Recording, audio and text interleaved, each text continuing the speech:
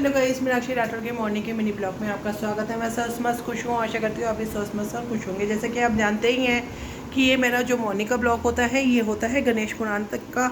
तो जैसे कि कल की हमने कथा में पढ़ा था, मुकुंदा को उसके गृहस्थ बेटे ने श्राप दिया था। तो जो आज आपके सामने मैं कथा सुनाने जा रही हूँ उसमें गृहस्थ को उसकी माता के श्राप की कथा है। तो सुनिए। ओम गण गणपतये नमः, ओम गणेशाय नमः। गृहस्थ को अपनी माता का श्राप। पुत्र के मुख से अपने लिए शाप को सुनकर मुकुंदा को भी क्रोध आ गया और कांपती हुई वाणी से बोली, अरे पुत्र, अपनी जननी को शाप देता है। जा दूसरे, तुझे तेरे इस अपराध का भयानक दंड मिलेगा। तुझे अत्यंत भयंकर मावली पुत्र की प्राप्ति होगी, जिसके घोर अत्याचारों से समस्त संसार शुद्ध हो जाएगा। किस्मत जानते थे कि माता का शाप निष्फल नहीं होगा, अतः वह घर से निकलकर पुष्पक वन में गए। मार्ग में उन्होंने आकाशवाणी सुनी कि तुम राजा रुक्मवन के नहीं, इंद्र के पुत्र हो।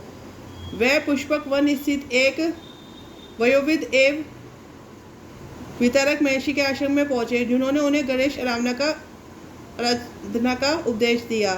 अब गृहस्थ ने घोर तप किया। वरदेश्वर गणनाथ का ध्यान करते हुए एक पांव के अंगूठे के बल पर खड़े रहे।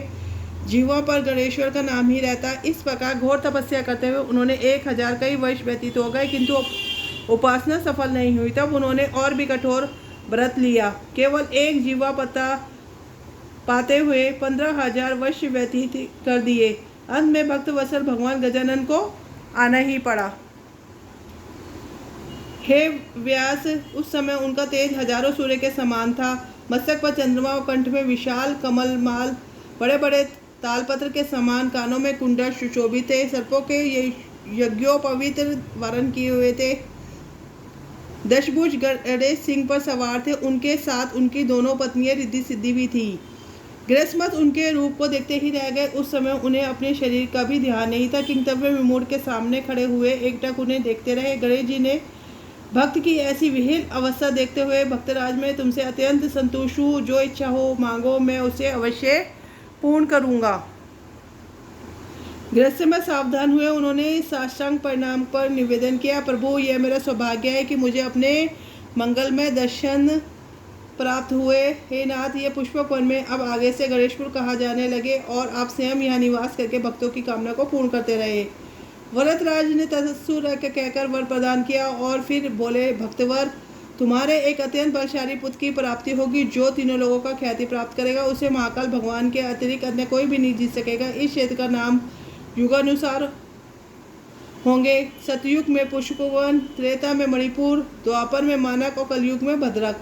जहाँ जो कोई भी स्नान दरादि करेगा उसके समस्त अभीष्ट पूर्ण होंगे। ऐसा वर देकर वरदराज हो गए। गस्यमत ऋषि ने वहाँ एक मंदिर बनाकर परमेश्वर गणराज का श्री विग्रह स्थापित कर पूजन किया। आगे चलकर गणेश जी के नाम से उस स्थान का नाम भी वरद हो गया। तो इसी के साथ गणेश पुराण की मेरी ये कथा पूर्ण होती है। कल एक मैं नई कथा के साथ आपके सामने उपस्थित होंगी। और कल है जैसे कि है संडे का दिन, तो थोड़ी देर भी हो सकती है, क्योंकि संडे का दिन सभी घर में होते हैं तो थोड़ा लेट सवेर हो ही जाता है। तो जो कल मैं आपको कथा सुनाऊंगी वो है त्रिपुरासुर ने गणेश की आराधना की। त्रिपुरासुर ने गणेश की आराधना की वो कथा। तो तब तक के लिए have a nice day. Tata bye bye. सबको राम राम, सबको राधे राधे।